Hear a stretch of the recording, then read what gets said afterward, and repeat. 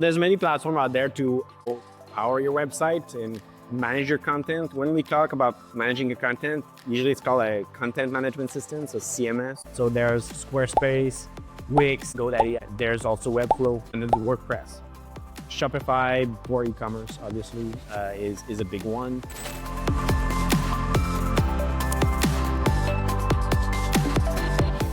Let's talk about WordPress for a second. So there's two WordPress, okay? So there's WordPress.com, which is privately owned, and there's WordPress.org, which is open source, meaning you can play with the code, you can do whatever you want to do in it, okay? So there's two things. Now, all the other ones that we mentioned, they're all also private. So you have to pay a fee every month to host your website. And then you have access to the web builder. You can build your web page. It's very easy to use most of the time. And I would say I would put Wix, Squarespace, and maybe GoDaddy in the same category. So they have a really decent kind of web builder. It's very user-friendly, so it's not too complicated. And then you have Webflow. Webflow is a bit more complex.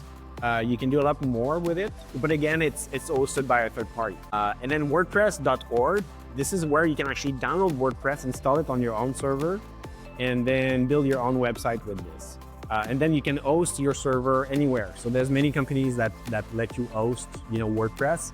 So you can move your WordPress to different hosting very easily. We love to work with WordPress. One of the reasons is the flexibility and the infinite amount of things we can do with WordPress. We can easily customize and do things that could be potentially impossible with Wix or Squarespace. Now, I would say the advantage is you don't have to maintain a server, you don't have to maintain plugins, you don't have to worry too much about security, but that's kind of a trade-off. So the trade-off is that you have less freedom of what you can do. And also you're stuck in the sense that, hey, if they raise their price, you're gonna be stuck there unless you rebuild your website entirely on another platform because they're not compatible in between. So if you're like, hey, I'm on Wix and I want to move to Squarespace, well, it's gonna get tricky because you're gonna have to rebuild your website. As opposed to WordPress, where WordPress, you can actually, if your hosting companies change their price, then you can move to another hosting company very easily with WordPress. It's very easy.